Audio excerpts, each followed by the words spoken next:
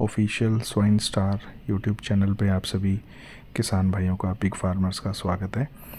आज मैं आपके सामने एक ऐसा टॉपिक लेके आया हूँ एक इस वीडियो के माध्यम से, जिस टॉपिक के ऊपर बात करना बहुत ज़रूरी है। और आज की डेट में सभी किसान भाई, चाहे छोटा किसान हो चाहे बड़ा किसान हो, इस प्रॉब्लम को सभी किसान भाई फेस कर रहे हैं।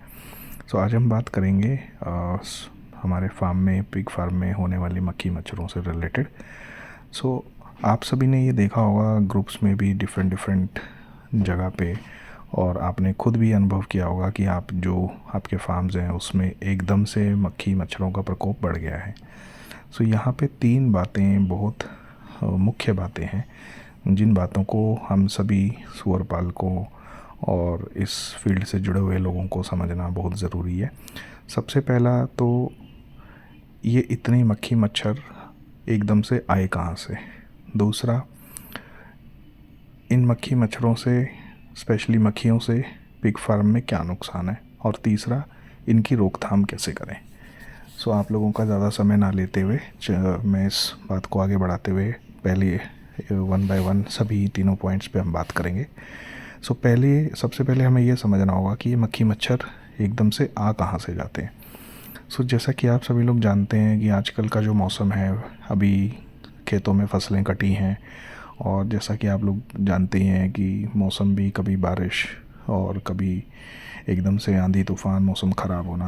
तो कहने का भाव ये है कि टेम्परेचर के अंदर ऑल ऑफ द सडन गिरावट और एकदम से बढ़ना, ये बहुत ही आइडियल कंडीशन है मक्खी मच्छरों के डेवलपमेंट के लिए, मक्खी मच्छरों के बढ़ने के लिए।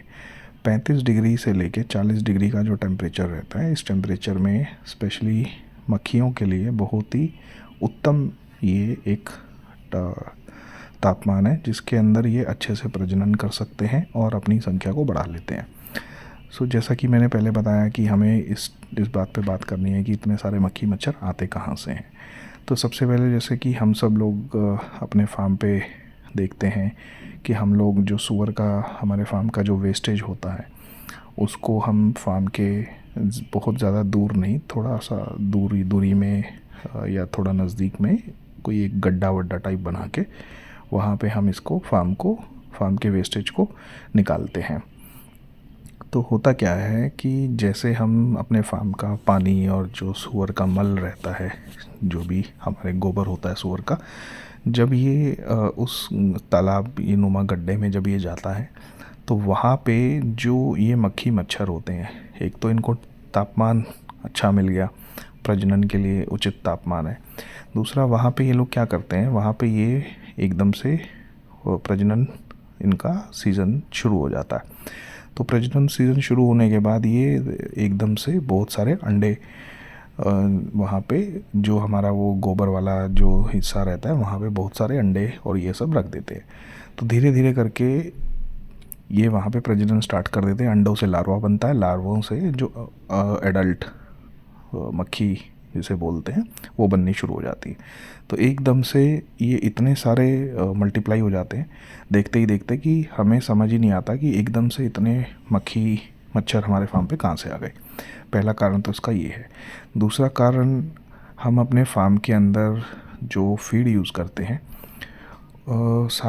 मोस्ट ऑफ द कंपनीज जो हैं, वो शीरा या मोलेसेस कह सकते हैं, उसको एज आ एनर्जी सोर्स फीड में यूज़ करते हैं।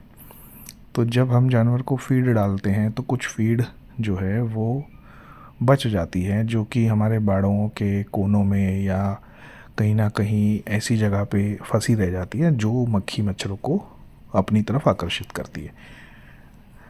अब आते हैं दूसरे पॉइंट पे। हमने ये तो समझ लिया कि मक्खी मच्छर आते कहाँ से हैं। दूसरा, इनसे क्या नुकसान है। तो जो ये मक्खियाँ रहती हैं, ये बहुत ही अच्छा कैरियर का काम करती हैं बीमारी फैलाने में। आप देखेंगे कि ये मक्खियाँ जो रहती हैं, ये एक बीमारी को लेके एक फार्म से दूसरे फार्म पे बड़े आसानी से इसको फैला देती हैं। तो बहुत सारे वायरसेस, जैसे इकोलाई हो गया, और उसके बाद हमारा PRSS हो गया, या यहाँ तक कि स्वाइन फीवर के भी जो देखा गया है कि कुछ वायरस मक्खी मच्छरों के द्वारा फैलाए गए हैं।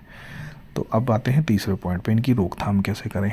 तो सबसे पहले तो हमें अपने फार्म में साफ़ सफाई का बहुत ज़्यादा ध्यान देना है इन 2 महीनों के अंदर, खासकर अप्रैल 15 से लेके जून 15 तक, ताकि जब तक मौसम थोड़ा गर्म ना हो तो तब तक हमें बहुत ज़्यादा ध्यान देना है। एक तो साफ़ सफाई का हमें बहुत ज़्यादा ध्यान रखना है। रूटीन के अंदर हमें डिसइंफेक्टर्स और फिनाइल, चूना, इन सब का रेगुलर अपने फार्म में यूज़ करना है। और साथ साथ जो हमारे वेस्ट का, जो हमारे जहाँ पे हम मैन्योर या गोबर इकट्ठा करते हैं, उस खड्डे को भी थोड़ा सा हमें समय समय पर साफ़ करके रखना है। मक्खी मच्छर, एक चीज़ यहाँ बहुत ज़रूरी समझने वाली किसान भाइयों के लिए ये है कि मक्खी मच्छर कभी भी फार्म के अंदर उतने प्रजनन नहीं करते जितना ये बाहर करते हैं।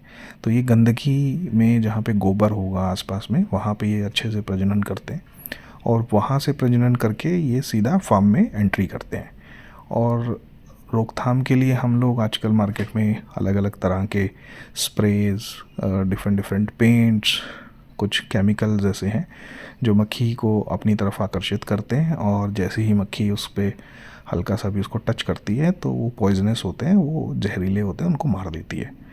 तो इस तरह से आप ये सब चीज़ें करिए, इन 3 चीज़ों पे ध्यान रखिए और फिर देखिए आपके फार्म में आप काफ़ी हद तक मक्खी मच्छरों से को कंट्रोल कर पाएंगे।